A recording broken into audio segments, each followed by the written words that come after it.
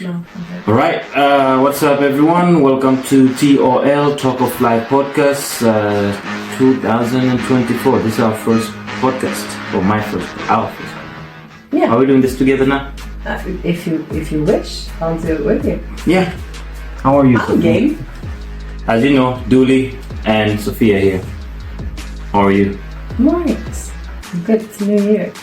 It is a new year. Feels It quite- depends what you believe in, though. Like, if you're a Muslim, it's not a new year yet. If you're a Chinese, you're true. waiting till February, Yeah, that is true. right? But here in Sweden, where we are at this moment, it's a new year. Since, what date is it today? 7th? Yeah. The since world week. calendar, basically. It's a new year all Yeah, over the the world. Western, yeah. But yeah, it is a world calendar, that is true. Today. I was 2023 for you. These dates looks amazing. Where are they from? These, I'm happy you're asking. These are Al-Aqsa dates from Palestine, Majul dates. They are? Did you know that? No. How? They're big and juicy. Wait. The Majul dates, right? How? I'm saying as if I'm some sort of... Yeah, like how sure are you? Like I'm thinking, how do they export stuff like this? Maybe they were exported before. Maybe. Al-Aqsa isn't in Gaza. Yeah, but still, like, isn't it like very hard to export things, do business? I'm not sure, to be honest, how much Israel is blocking Palestinians outside of Gaza. Well, I can say this: at the end of 2023, the whole talk on the social media is about Palestine That's it. and Gaza. Which is a good thing, because there's been a lot of reasons, and many times that there's a reason to talk about Gaza and Palestine in general. But usually I don't feel like the mainstream gets into the topic. Yeah. It's people who are immersed in the subject who, for some reason, care about the subject. They talk about it, but no one else. This time, the discourse, it seems different. Like there's a lot of people talking about the atrocities that are happening. More than general, I feel like. Without wanting to know where you stand on, but like, what do you think of it? The whole that's going on, how can you describe it? Well, just started chewing this date. It was a bad Okay. choice. I'm sorry. No, it's fine. But it's been a lot, like over social media, Instagram, Facebook, YouTube. You see this, and you know that the algorithm, how it works. You click the first video, you get more. And there is a time where you don't want to see stuff. At least for me, I don't want to watch it. Not because I don't want to support the freedom of other people. It's like it's so much bad. It's like it gives anxiety. Started giving depression a little bit to see. Like for me, 2023 last year was one of my best years in Sweden. Like it was one of my best years. But at the same time, I end my year knowing people having their worst time of their lives, like kids and everything. That's why I'm trying to look at like how is maybe the discourse changing? Is maybe people changing their ideas of Israel? I mean, what is happening is horrible, but maybe this is just for my own sake to find something that might be positive. It doesn't look like there's going to be a positive outcome ever, but I need to try to find something. And what I can find then is like, it seems like more people are aware of what's going on than have been before. And you said, without telling you my opinion on this subject, like it's impossible for me to talk about this, I think, without understanding where I stand on the subject. Yeah, but it's up to you. no, I mean, however, like I speak, you will, even if I don't say it, you will understand, I think, where I stand. But yeah, I think people are maybe seeing things that they haven't seen before when it comes to the state of Israel. Like Israel has had a lot of, I follow a lot of like coverage from the United States where there's been like then like in the politics, it's still like a blind following of whatever Israel says. Like they support Israel no matter what.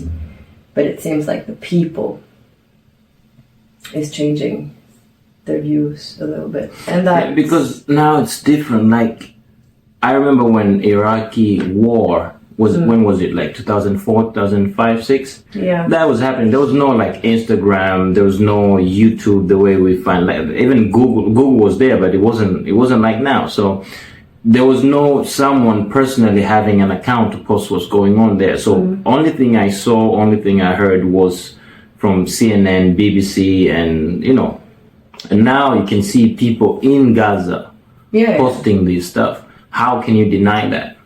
But either way, now they're like, I'm not denying that. No, I'm saying for the people who blindly close their eyes of what's happening there. Yeah, but I think it's also easy now to say, okay, yeah, you say all these videos are coming out of Gaza, but how do I know that it's actually a real video? Because now technology is also so advanced, and there has been examples of that, videos that come out that are fake, because it's easier today to also fake videos than it was back in the day.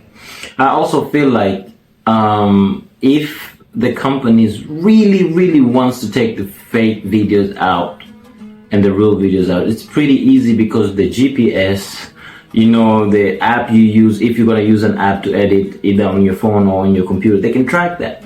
And if you filmed it at the right time, people can see where you filmed that and when you posted it. There's some people are going live. How can you say that? Yeah. You know what I mean? Yeah. But there is a video I remember I saw. It was an American correspondent in, I think she was outside Gaza. Anyway, it was somewhere in Palestine, I think, or Israel, whatever. And there was a lot of talk about, and this was a live video. She had to get cover and lay down. Oh, that's a reporter. Yeah. Yeah, but those videos you can tell. I saw that video. I don't know if I could have told. I could have told because fake. There was people walking next to it. Normally, someone with a bicycle, right? They're like, "Oh, someone just came out of groceries, and you're acting like that."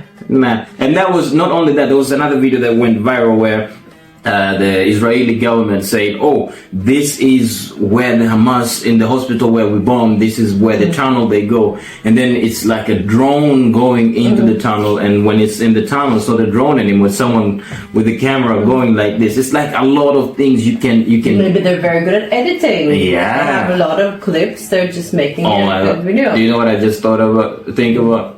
It's like Israeli government sounds like Shaggy song, It Wasn't Me. They, like, a lot of things have been pointed out. There's a proof, and what they're saying, some of them have been disproved. Like, no, this is not true. This is hospital's been bombed. Yeah, no, it wasn't us. Oh, whatever, it wasn't me. It's funny at the same time. It's horrible. It is horrible. What you can also see, which is not fake in any way, is Israeli governmental officials. Oh, saying things lively, yeah. No one's trying to fake it. They're saying we don't want two states, which America is saying is really important. And they give them a lot of the weapons that they're using. Billions of like, I don't think they could afford it if they didn't have the US. The US has said we need to look for a two-state solution. Israel has said that's not going to happen. They've said that they want settlers to move into Gaza. They want to just tear everything down to the ground and make settlements.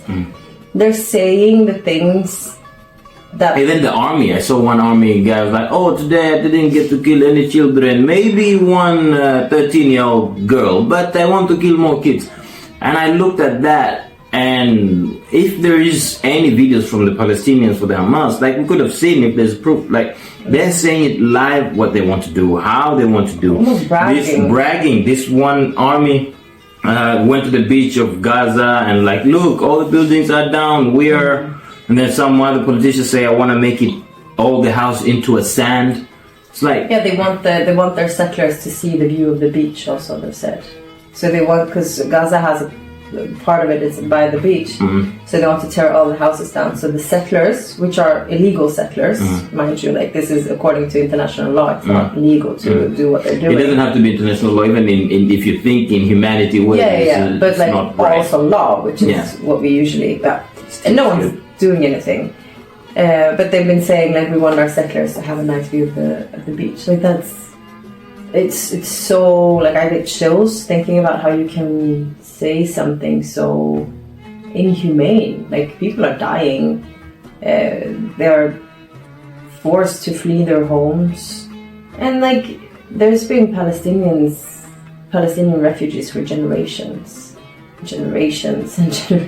Like there are Palestinian refugees that fled from like Nakba in 1948 who are still in Lebanon in refugee camps, and it's still going on. Like that's, I think, it's horrible. Yeah, that's difficult to manage. I was asking one of my comedian colleague, like she's so invested into this. She's like reading books, history, research, talking to people who are involved with this stuff, and I'm like, what is the solution? As people, because the higher people in power could do things about it. They could stop it. We see how American vetoed that. That what we think it is a solution. Yeah, we think it's a solution. It's funny, like black people are the one, black American people are the one denying the rights of other people. No, but that's the people they send. Yeah, I know, but it's funny. That's the face of it. So, what is the positive we live with it from 2023 when it comes to that? Is there any positivity? Is boycotting, what's the name of that coffee? Starbucks? Starbucks, but things have happened. Puma has been boycotted for a long time, and I'm not sure exactly to what extent, but they were, I think they were sponsoring a football team in Gaza, or several in Gaza, in Israel. Several football teams maybe, and what I understand is that they're going to stop that because of the boycotts. So because of the money, and maybe now also when they see what is happening, maybe they know maybe they can't maybe they can't stand for that. I don't know, but that's one thing. That is a positive thing that has come out. And then what I said before, I really think that more people have opened their eyes to what is actually going on. This has been going on, like, this is something I discussed with my friend when I was 12. I'm 34. That's a lot of years. Yeah. Wow. Imagine. And even then we were like, this can never end. Like, I remember my grandma, may soul rest in peace. She used to talk. She used to cry. I never understood. Like, oh my God, Palestine. Why are they doing this? This in early my 90s, no, late 90s, 2000. I keep hearing this from her to the day she died. Like, there will not be a week where you would never hear her speak about Palestine and praying for them. Yeah. Like, I never understood that much, and now I understand how much she could care. Someone who never been to Palestine, who doesn't know any Palestinians. I believe she didn't know any Palestinians, and still. So didn't grow up with like the social media as it is today. No. She heard from the news and everything. But it is what it is, and we can do better as people. We can, boycott, or we can try to send positive energy. Pick better leaders who's gonna lead us, who's gonna be in power, that's gonna do better decisions. You know what I mean? Yeah, here in Sweden it's also been I think embarrassing. Like, Sweden has been a country historically that has been on the side of Palestine. We have not all countries have accepted that there is a Palestinian state. Sweden did that when other countries didn't want to do that. This is like way back when we were a very different country. And now they switched. Yeah, now the only thing I've heard, like, I haven't read anything recently, but like when it was October 7th and the month after that, what the government was saying was basically like the US. Israel has a right to defend themselves. even when it was very clear that the defense wasn't. Nothing started at October 7th. No. Yeah, that's the what thing. people don't Understand. The killing was going on. I have a friend who came back 3 weeks before the October 7th from Palestine, and oh my God, like he's not having a good time here in Sweden. Like he can't live. His siblings, relatives, most of them have died, and this person lives in Sweden with this, seeing the support. It's not very good, not so much. But now it's bigger. It is bigger. There's still every week there's demonstrations. That's also what I mean. Like I think there's been a shift. The organizations that work for the Palestinian issues in Sweden, they are saying like, oh, we're getting so much support. This is great. This is what you can do. Like a lot of people are turning to them and seeing what can we do. There's demonstrations every week. That's also something that we didn't see before. So those things, even if it sound like it's not much, I think that's how change starts. I hope so. I hope so too. I can only. But that's 2023. That was one thing. That was one thing. That's. I mean, we can talk about it for years. I don't think we can talk about it for minutes. But what else in 2023? Very rainy summer in Sweden. Oh, don't remind me. That was depressing. But other than that, like I had a good. But year. isn't it expected? No, not like that. That was. We have nothing to look for. Spring was better though. Spring was nice. June was nice, and then July, August, September. It was horrible. Rainy. I went fishing one time in the summer and it was pouring, boring. Wet all the way through. Yeah, all the way. Like even the fish, they didn't know the difference between the water. Have I been caught? Yeah, I don't know. Just keep swimming. Yeah, that was that. Yeah, and the other place where we shouldn't care much, but we see people like Puff Daddy, if you heard P. Diddy, Brother Love, whatever his name. He has had a lot of names, that dude. Yeah, and now has a lot of cases, allegations. This I've missed. Allegations, sexual allegations to men, women. People are start coming out. My thing is, kind of people have been like when these things happens. That's what fascinates me. You already heard stories long time ago. You started seeing interviews of 8 years ago. Someone say, "Oh, if someone invites you into their party, don't go because it's gonna be this and this and this." Until a case goes up and then everyone comes. You know what I mean?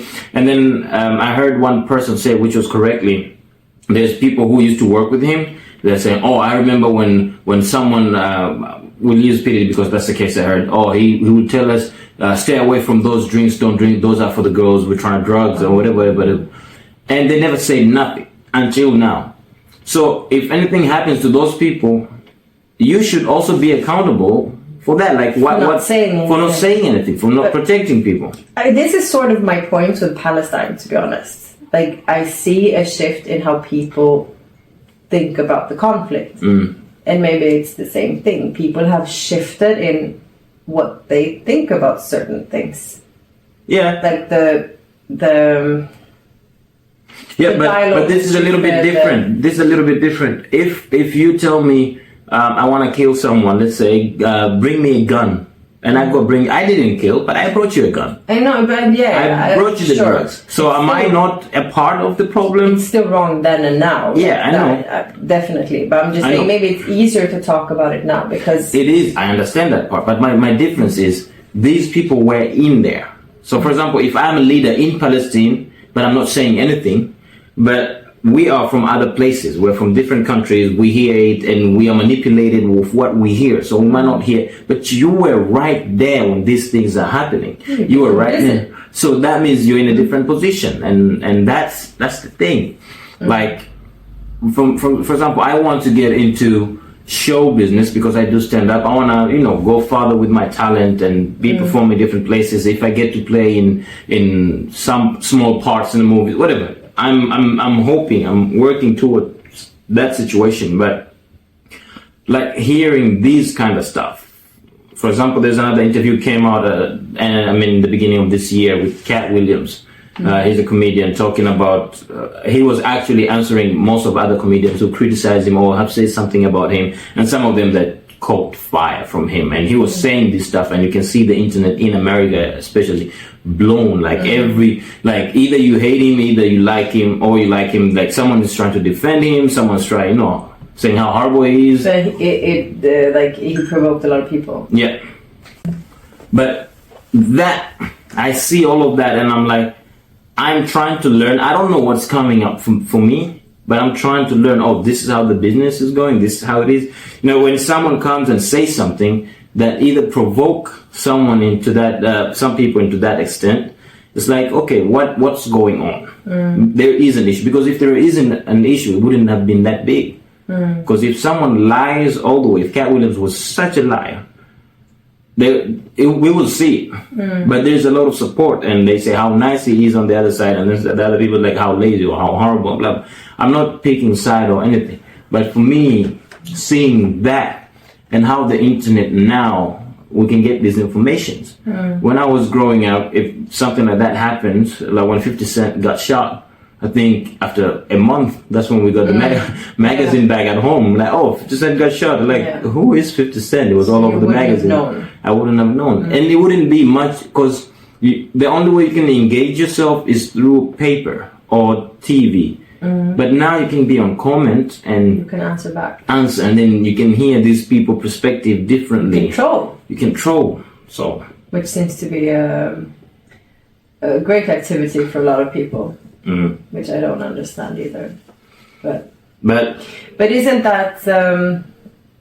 He must have known that whatever he. No. He definitely went there, war armed. He says, he said.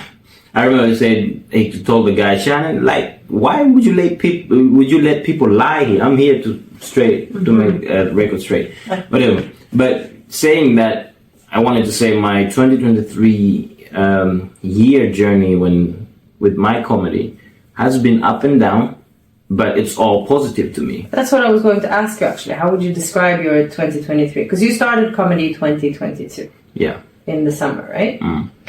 So that means now you've been going for 1.5 years.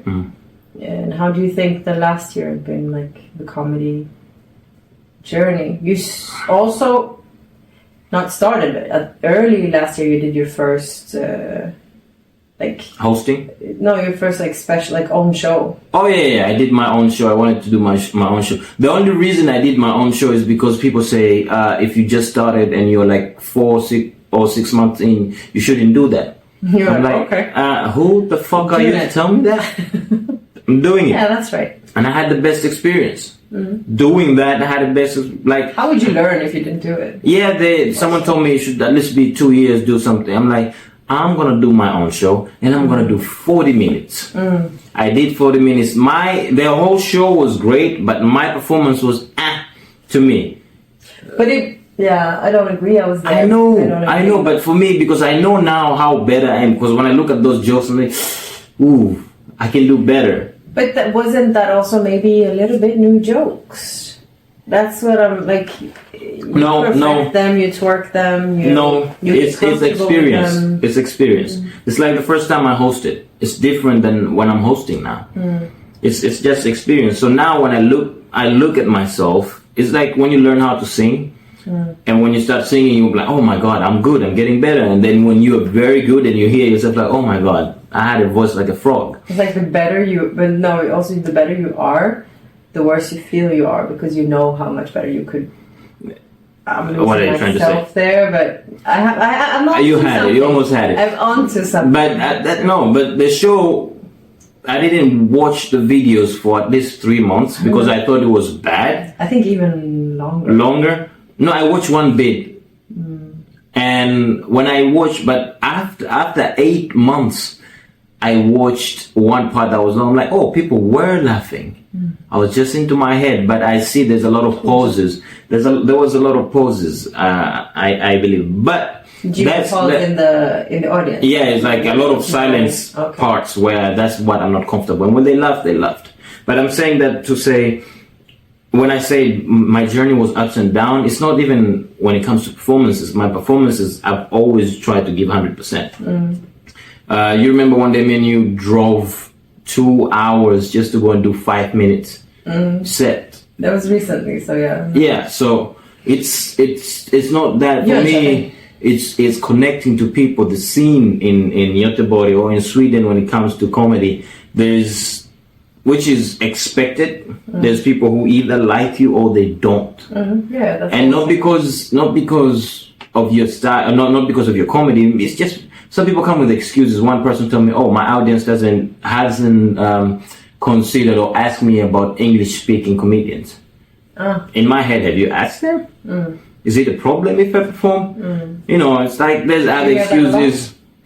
Nah, couple, yeah, sometimes. And then some other dude will tell me, "Oh, I see you're this," and I listen to what they're saying, but then I see other people and a little bit of jealousy I have, but that doesn't mean I don't wish them well. Jealousy of what? Like when I see other people are getting opportunities, and in working, I see like if I go perform with them, almost all the time I do better job, or most of the time I have better, how do you say, reception. But I understand they've been doing it longer. They have this relationship. So I don't have relationship with people because I just started. Yeah, they probably worked hard for a long time. Definitely they worked hard. Also, just sometimes it's, I think, with that belief, that it depends on what you believe in. But I just think sometimes it's not your time yet. Yeah, not only it's not my time, as I say, it's a relationship thing. I see people, because they know this person, automatically I'm gonna tell this person they don't know me. So at the almost end of the summer last year, I started doing hosting, and that's when I started creating relationships. Now I'm seeing them. I can call maybe one or two people at another city. I'm like, "Hey, I want to do a show, blah blah blah blah," and they're like, "Yeah, sure, you can headline." It's like, now it started feeling there. So that's the best thing, and I would say that ups and downs is the most positive because you get to learn how to work, how to maneuver, how to build relationship. And sometimes you meet people maybe are not that nice, but you still need that relationship to work. Like, you know what I mean? I'd like to go back to my question, sort of the year of your stand-up here. So what has been the, like, if you could find like main characters or main things or something that stuck out from your year? So it's the show, I guess. That must be one of those things. Has there been anything more this year that's like, you also mentioned you started emceeing or hosting after summer. Is there anything else that you did this year that like... When it comes to comedy, it's two things. When I started emceeing, I was doing only my jokes. I go there, I know what I'm doing, all the jokes. And sometimes the audience is not there with you. So forcefully, I had to learn how to actually be a freestyle and pick it up with the audience, talk whatever. And I started, I think you've been one of my show where I just go and I start asking people, like, "Hey, what's your name? What do you do?" And then whatever that comes. And I remember I did one show in northern of Sweden, in Umeå, and it was a university show. So these kids, I was the headliner, so I was closing. Every guy who was there, every comedian who went there, the guys were talking, the audience were talking, drunk and everything. And I remember I went there, a young audience. Right? Yeah, very young audience. Did you say 19, kids, sorry. So yeah, it's like 18, 19, 20, 21. Right after high school. Yeah. But they are all in university. All in the university. And I went there and I gave them shit for 10 minutes in a good way. Like I started roasting them, talking to them, and, just freestyle whatever they come, whoever's gonna open their mouths. And then after I was done I started first for 5 minutes. And after I was done with that, I got their attention. And then at the end, before closing, I just went on them again. And that when I realized, wow, now I'm getting good at this. So when I came back to Göteborg, I started doing the same on my hosting and freestyle, talk this, and I started getting better and better and better. So that's one positive or one highlights of my comedy career this last year. And right at the end, I found different ways of writing jokes. Wow, is that? Is that? Usually, I would write jokes that relates to me. Either things happens to me, either story that I know. Sure. So most of my jokes, I think 90% or 95% of my jokes before like November, everything has to relate to me. My experience, I went somewhere, I saw something, I heard something, I did something. But November, December, I started writing jokes that has nothing to do with my personal life. I can just think of something. I'm like, okay, maybe there's something funny about this. Oh, there's a song. Let me sing. Just my writing skills now is developing into different. Like because when you depend on your life story, I'm like, okay. No, I need to go out and make some new stories. Do I need to go out and punch someone right now? Yeah. No. So I started thinking my writing skills have expanded in a different way, and that is a big positivity that I'm taking from 2023, and I'm going to accelerate with it to this 2024. Bring it in. And so what's up? What's coming? Yeah. Now I have 2 shows that I'm really excited about. I have 3 shows. I have one I'm doing in Malmö, 19th of January. That means next, like in Friday, few days. Like 1.5. Yeah, 1.5 week. That's good. And then I have a show with my one of my comedy friend, my friend Abe Aubilmario. It's a duo show, and it's gonna be 26th of June. What do you mean duo show? So, because that sounds like you're doing it together, like a duet. We're doing together, but it's not 2 people on the stage. It's like our show that we're both like headliners, right? And so you're both having like a longer set. Longer sets, yes. So we have that, and that's excited. Like it's almost fully booked. There's like three tickets left. That's cool. When did you say that was? The 26th of January. That's also Friday? That's a Friday. And the thing is... In Gothenburg. In Gothenburg. This is the first show that I did. I released tickets 3 to 4 weeks before the show, and the tickets are going very good. How many tickets did you have?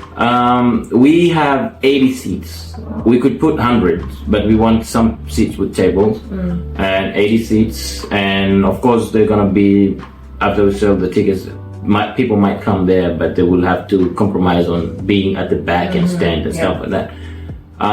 So you can buy at the door. You can buy at the door. 26th of January. The time is 19:45. You should at least be there. Stigbergstorget 1 or 1 in Swedish. And what's the name of the place? Ölcafé, Ölfyrens Café. Ölfyrens Café. Yeah. Stigbergstorget 1. You won't miss it. Right after the stop, you look at your right, that's where it is. Nice.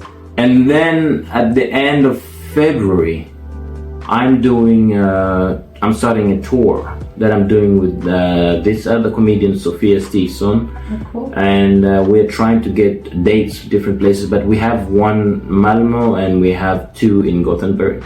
Right. So we're trying to get like Halmstad, Karlstad, trying to do Big Ben and stuff like that. But soon, within a week, we'll get some answers and we'll... Alright. When is Malmö? Malmö will be 1st of March. X Club. Yeah, I'll put more information on my social media. What about Dooleyverse? Sorry. Yeah, Dooley_verse. That's on Instagram. That's where I put most of my stuff. But the Gothenburg one, there's gonna be one at 5th, and another one I forgot. We're talking March. March, 5th of March. Yeah, but I will come up with more dates soon. I'll put it on my social media, and yeah. Nice. I'm looking forward to see you guys. That's nice. I only have like 2 followers. I know you have something else coming up as well. With regards to your own MCing or hosting. Oh yeah.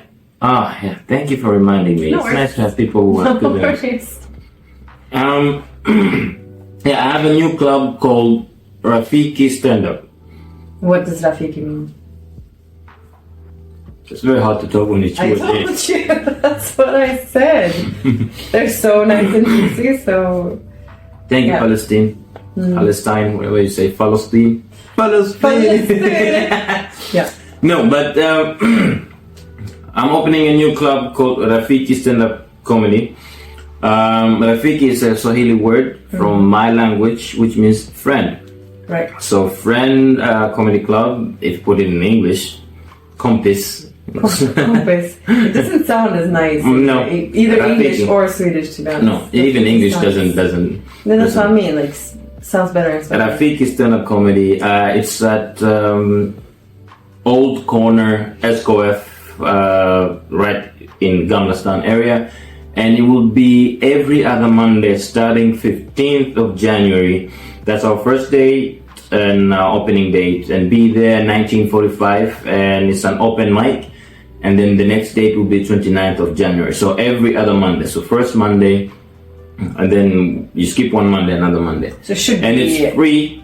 odd weeks, I guess. Should be odd weeks, I think. Yeah. If people In the middle of the week, end of the in the middle of the month, end of the month, in the middle of the month, like that. So yeah, show up, come support. Promise you it's gonna be funny. All the comedians are already booked, and yeah, I'm ready to go to Nice. next level. Nice. But I might go back to Carousel as well, my other comedy club that I'm hosting with my friend. We're gonna have a meeting soon. That's gonna be at I can't pronounce Swedish streets. Göteborgsgatan 28 at Pinchos. It's close to Vasa. Close to Vasaplatsen, yeah. And it's every Wednesday, but we have to make a deal with the owners before anything. Right. Yeah. So there's a lot going on. A lot. I'm happy about it. That's nice. What about you? Congratulations. No, I don't have anything I can say here. So no, but yeah, I'm working. All right, let's pray for Palestine. I think you're more occupied with that. That's okay. No, More but, fight for Palestine. I have things at work going on and my private life going on that I'm excited about. All right. I'm happy if you're happy about it. I am. And I think hope this will be a good year. literally, I just say from the bottom of my heart, I can't stand what's going on with the world, not only Palestine. I'm sorry we didn't talk about Congo, the genocide that's going over there. That's a story. Just in my country, in Zanzibar, there is like our president, there is the rumors or some proof that he's stealing a lot of money and people having harder life, everything become very expensive. Other places, people are going through some real hard stuff in their lives. If you are living in a place like here in Sweden and you get your minimum wage and you can go home, you can buy food, and anytime you think you're a little bit depressed, just remember there are people who are going through worse than you are. We always have to be grateful what you have, the family you have, the people who cares for you, the people you care for, and stand for something that's right, that's really right. Stop hating things that you don't know. Stop hating in general. Try to educate yourself knowing things before you can, hate on something that you don't even know what it means and everything. If it's religion, if it's people with their race, however, whatever they believe, what they stand for, how they identify, stop hating, stop forcing things to other people, and just learn about other people, other things, and hope 2024 is going to be better. And talk to other people. That's a to great way to learn something. If you are able to travel, go see other people. It will help. Yeah, that's it. Preach. Preach. I can't preach that much. My father's a preacher. That's enough in our family. All right. Thank you so much. Hope you enjoyed this podcast and see you next time.